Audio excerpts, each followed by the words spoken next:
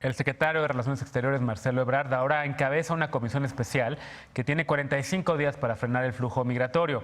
De lo contrario, México estará dispuesto a negociar ser primer país de asilo o tercer país seguro, con tal de no iniciar una guerra comercial con Estados Unidos. Esta mañana, Ebrard dijo que no se puede tener una buena relación con el vecino del norte y al mismo tiempo que pasen miles y miles, así lo dijo, miles y miles de personas por nuestro territorio. ¿México está convirtiéndose en el muro de Donald Trump o es necesario poner orden al flujo migratorio que llega a través de la frontera sur? Veamos el contexto. Aunque Donald Trump insiste en que la mayor parte del acuerdo alcanzado con México no se ha revelado, las autoridades mexicanas lo niegan. El canciller Marcelo Ebrard ha dicho que si en 45 días no funcionan las medidas acordadas con Estados Unidos, el gobierno mexicano está dispuesto a negociar ser primer país de asilo o tercer país seguro, acuerdo que tendría que ser aprobado por el Senado de la República. No son acuerdos que pueda tomar la Cancillería, a eso se refiere. Según el comunicado conjunto emitido el viernes pasado por los gobiernos de México y Estados Unidos, nuestro país accedió a reforzar su seguridad fronteriza, en especial en el sur del país, para evitar el ingreso de migrantes indocumentados. Además, recibirá a los migrantes que soliciten refugio en Estados Unidos desde la frontera con México. Tendrán acceso a servicios educativos y de salud, así como oportunidades de empleo mientras esperan la resolución de su petición. México también acordó combatir las redes de tráfico de migrantes. Autoridades mexicanas han acusado a la organización Pueblos Sin Fronteras de organizar caravanas de migrantes y cobrar su traslado desde el sur de México y hasta Estados Unidos, por lo que 2 miembros de esta organización fueron detenidos. Organizaciones ciudadanas como el colectivo Seguridad Sin Guerra han criticado duramente esta medida, señalando que los defensores han sido utilizados como moneda de cambio con Estados Unidos. Ebrard destacó que los migrantes en condiciones de pobreza serán respaldados y deberán ser registrados, pero quienes tengan algún antecedente delictivo serán retornados a sus países de origen. Este martes, en su conferencia matutina, el presidente López Obrador presentó la comisión especial creada para frenar la migración y cumplir con las metas acordadas con Estados Unidos. La comisión estará encabezada por Marcelo Ebrard y tendrá 5 grupos de trabajo que abordarán los temas migratorios, seguridad, laboral y bienestar. Entre las responsabilidades de la comisión especial está la creación del sistema de gestión migratoria regional para que los países involucrados tomen la responsabilidad que les corresponda. Punto y contrapunto. Primer tema a discutir esta noche de martes y como cada martes, Alejandro Encinas, quien tiene el corazón en la 4T. ¿Cómo estás, querido? Hola, buenas noches, todo muy bien. Susana Ángeles, diputada local de Hidalgo por Morena, nos acompaña en esta ocasión. ¿Cómo estás, Susana? Bienvenida. Muy bien, gracias. Ana Villagrán, concejala de la Alcaldía Cuauhtémoc por el Partido Acción Nacional. ¿Cómo estás, querida? Bien, gracias, buenas noches. Martín Vivanco, académico y abogado. ¿Cómo estás? Bien, buenas noches, Genaro. Bueno, empezamos con este primer tema. Tú levantaste la mano primero, querida Ana. Ayer ya un poco en la mesa con sus colegas de lunes y miércoles hablábamos sobre los alcances de este acuerdo, por lo menos lo que se conocía. Se va conociendo a lo largo de los días más información. Donald Trump ya está prácticamente diciendo que México va a aplicar ese acuerdo cuando él quiera, evidentemente con un interlocutor como Trump, quien ha demostrado que no cumple con su palabra, que no quiere a México, que es un adversario en lugar de vernos además como aliados. Pues está complicada la cosa. ¿Se podría haber logrado otra cosa de lo que conseguimos o no? Porque también he visto las reacciones de muchos en la oposición, sobre todo los de Acción Nacional, los de tu partido, que están criticando el acuerdo alcanzado con Estados Unidos. Pero yo les pregunto, ¿qué habrían hecho distinto? Pues de entrada es algo que llevamos meses señalando. Al presidente López Obrador y a la 4T les encanta hacer las cosas mal para después salir a decir, vamos, ahora sí vamos a hacer las cosas bien e intentar quedar como buenos con el pueblo de México. La verdad es que es bien lamentable, como lo señalaba nuestra secretaria de Relaciones Internacionales, Mariana Gómez del Campo, nuestra ex senadora, que realmente nos parece que con esto que hizo Ebrard con Trump, pues sí quedó por el piso la dignidad y la soberanía nacional, porque nosotros lo señalamos desde el principio, hubieran sido responsables con el flujo migratorio. Sí reconocemos, ya lo hemos hablado mucho, la enorme tristeza de los escenarios latinoamericanos, pero no lo había visto antes en un arranque de sexenio. Y ahora salimos a decir que vamos a ofrecer a los inmigrantes servicios de hospedaje, trabajo y salud a las personas que piden asilo. ¿Y para los mexicanos qué? O sea, si esto se hubiera hecho bien desde el principio, no estaríamos ahorita entrando en un juego donde la Guardia Nacional, que es uno de los grandes aportes, donde al final la oposición también apoyó como un mecanismo para protección a los mexicanos, iba a ser utilizada como policía migratoria. Entonces, Acción Nacional ya dejó muy en claro que los mexicanos merecen saber cuáles son los alcances reales del acuerdo con Trump. Y de eso concuerdo. Sí.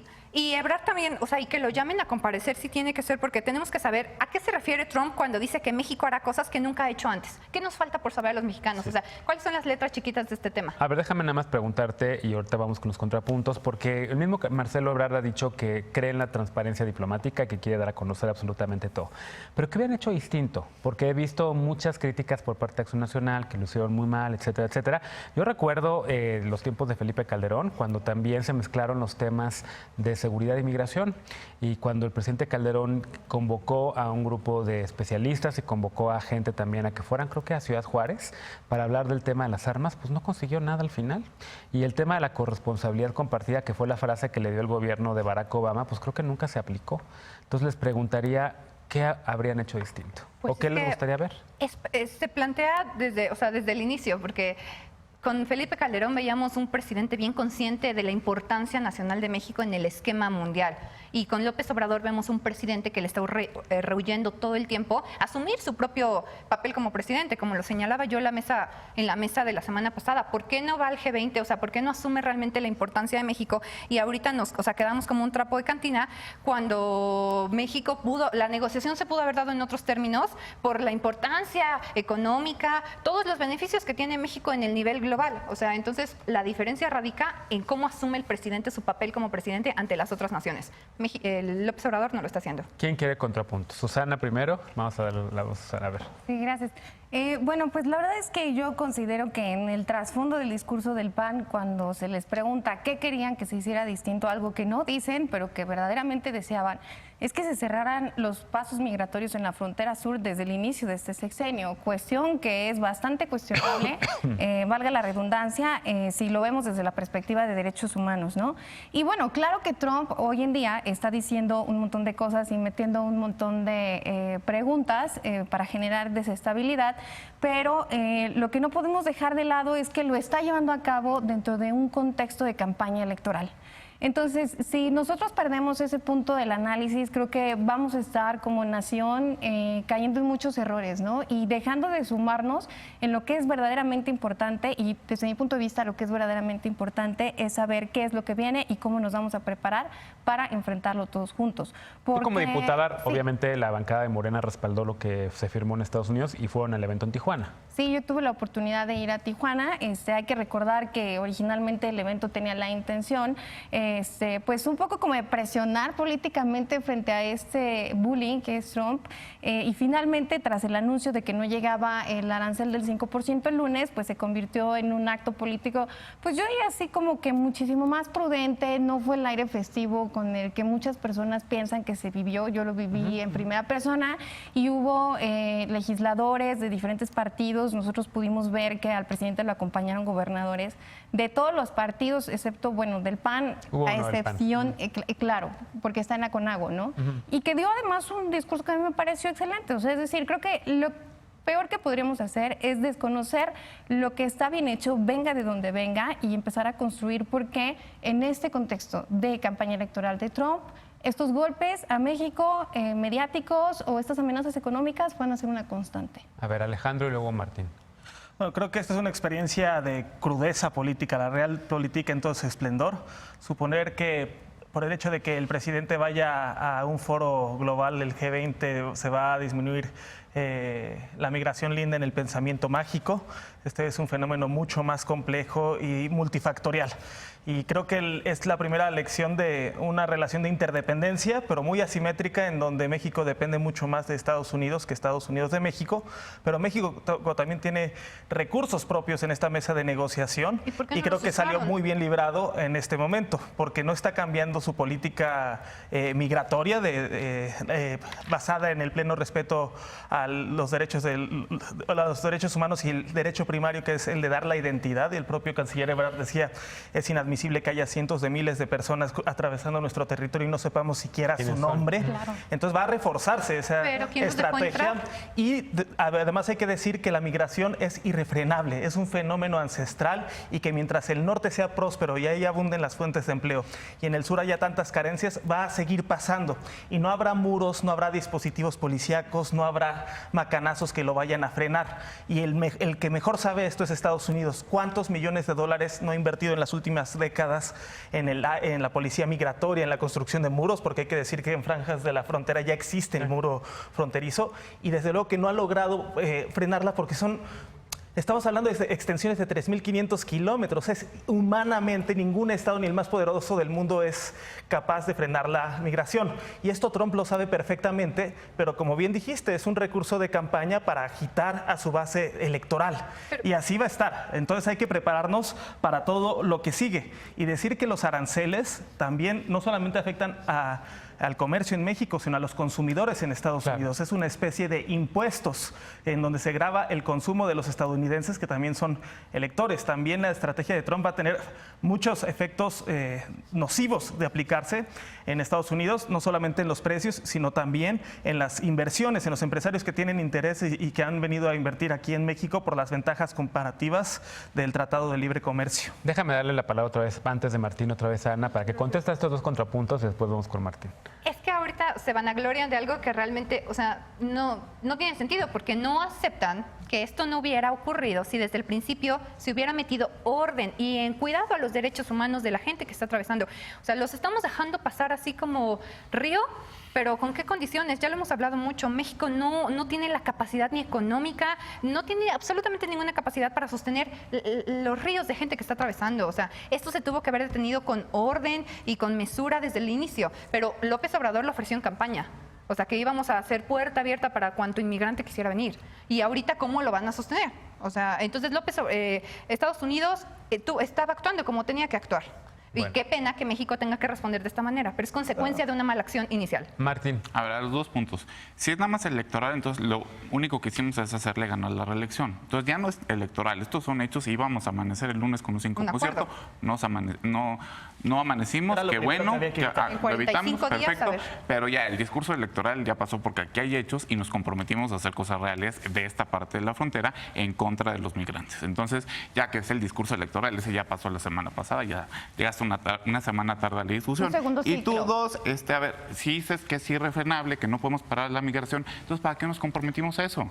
Te contesto, Y usar la Guardia Nacional para aparte, ello. Guardia Nacional, 6,000 elementos de la Guardia Nacional. Si no es un problema irresoluble, entonces ¿para qué comprometerte a eso? Porque, a ver, ¿qué sabemos hasta ahorita del acuerdo? 6,000 elementos de la Guardia Nacional se van a desplegar a la frontera sur. 2, el programa Remain in México se va a ampliar, es decir, mientras se procese la solicitud de asilo en Estados Unidos, los centroamericanos y los mexicanos que piden asilo allá van a estar aquí entre una entrevista y otra. Y es el primer paso para el posible tratado de tercer país seguro, perdón. Y tercero, que nos van a hacer un examen como en la primaria cada 45 días, creo que sí quedó en 45 días, para ver cómo vamos. Pues no tenemos números, o sea, va a quedar ahora sí que a discreción de Trump, o no sé, porque la diplomacia también es secreto, no sé qué negociaron, pero a ver, ahorita hay 4,000 personas que están cruzando la frontera diario. Eso da más o menos que en este año vamos a tener 1,400,000, o sea, 1,400,000 migrantes en México. ¿A cuánto lo debemos de reducir? ¿A la mitad? ¿A un tercio? ¿Qué es lo que tenemos que hacer? O sea, eso es lo que no me queda nada claro. Y además, todas estas revelaciones que han salido en paralelo, una de que le vamos a comprar productos agrícolas en masa a Estados Unidos. Eso no está en la declaración conjunta, pero lo dijo Trump. Segundo, esta foto que sale ahorita en el New York Times, que, o sea, si tú lo abres la página ahorita, sale Trump frente a toda la prensa con un papelito blanco diciendo, aquí está el acuerdo secreto que tenemos con México y que lo va a tener que pasar el Congreso. Que lo único que puede suponer es el acuerdo del tercer país seguro. Entonces, ¿qué ganó México? Pues nada. ¿Qué podía hacer México en alternativa? Nada. Pero eso sí se debe a que llegamos en una situación muy débil a la negociación. Muy débil porque no nos podíamos dar el lujo de los aranceles porque ahora sí, ya no es culpa del anterior gobierno, este gobierno sí tiene al país en una situación económica difícil. No estoy diciendo grave, ni alfileres, ni crisis, pero complicada como para poder aguantar estos aranceles. Entonces, no todo es miel sobre hojuelas. A ver, Bien. tienes que contestarle y luego Susana. No, bueno, digo que es irrefrenable con las actuales estrategias que ya probaron que fueron un fracaso, que por más que se invirtió en políticas de seguridad y de armamento, no se frenó la migración. La apuesta es demostrar que con políticas de desarrollo, invirtiendo en Centroamérica y generando cortinas de desarrollo y de colocación de empleo a lo largo de las rutas de los migrantes, se pueden reducir los números de la migración. Hay que demostrar y persuadir a los Estados Unidos que esa es la vía, porque la vía que siempre han apostado... No te interrumpo, nada más lo complemento. A ver, pero eso no depende de México. Exacto. Depende de Estados Unidos, que nunca lo va a hacer. Bueno, Pero está lo que obligado sí a hacerlo depende de tampoco. México son los 6,000 elementos de la Guardia Nacional que están en la frontera y Reprimiendo que gente. va a haber un Ahora va a ser choque enorme, humano, de violaciones humanas. Porque aparte no saben hacer eso, no son policías migratorios, son Guardia Nacional, que quién sabe qué sea eso porque acaba de ser creada. Entonces sí hay una cosa bien grave. Ok. Y segundo punto, antes de que me interrumpieran, la posición débil con la que llegó México a la mesa de negociación, Es culpa de México. en buena medida se debe a que se depende tremendamente del comercio con A que Estados AMLO no Unidos. había A dejado que hubo una hablar, hacer política su de trabajo. 30 años en donde no se diversificaron los mercados y siempre hubo una dependencia hacia Estados Unidos. Ese es el problema. Fuerte. Y ese problema tiene nombres y apellidos: Salinas, Fox, Calderón, Peña Nieto. Y No, ahora y también y la naturaleza de la relación bilateral con Estados Unidos. Digo, están aquí al lado, es el mercado más grande del mundo. Es muy difícil de diversificar este mercado Bueno, y con más de también 20 tratados comerciales. Juárez, Es una Porfirio realidad. Díaz, o sea, Pero yo te A quiero ver. insistir sobre el punto de que no debemos dejar de lado el tema de la campaña y no terminó el domingo y no terminó el lunes. Precisamente qué bueno que está citando la fotografía donde sale Trump supermediáticamente con el papelito diciendo que hay que traer el acuerdo, porque se inscribe en el mismo ciclo de actuaciones, de expresiones públicas que va a hacer quien se quiere reelegir a la presidencia de Estados Unidos. Entonces, el tema pero le de... estamos ayudando. Por que se supuesto que reelija. no. Creo que Pues estamos ayudando todo. Yo te preguntaría si leíste la opinión de Paul Krugman, Premio Nobel de Economía, diciendo que le fue tan mal a Trump después de un nivel de amenaza tal con ese tratado. Los resultados él los pondera y dice, bueno, las amenazas estaban así, lo que obtuvo Estados Unidos fue así. Él perdió tanto que tuvo que mentir en un tuit diciendo que México le va a tener que comprar productos agrícolas a Estados Unidos. Digo, el grave Y problema eso- es que la base electoral de Trump no lee a Paul Krugman, ¿no? Lee más bien Fox Sí, News. pero lo que es Ve Fox preocupante, News. y lo decía hace un momento, lo que sí es muy preocupante es que nosotros como opinólogos y después los representantes políticos en las tribunas se crean estas fake news y las repliquen. O sea, la importancia hoy de discernir ¿Cuál es lo la fake que news? es el tuit de Trump diciendo que se van a comprar productos agrícolas. Pero eso O no, nos a ver, hasta el momento Krugman dice que sí es cierto, ¿no? Ok, te concedo, pero entonces lo puedes asegurar también. Pues Trump lo está haciendo. López Obrador dice Y locuras, confías en también. Trump.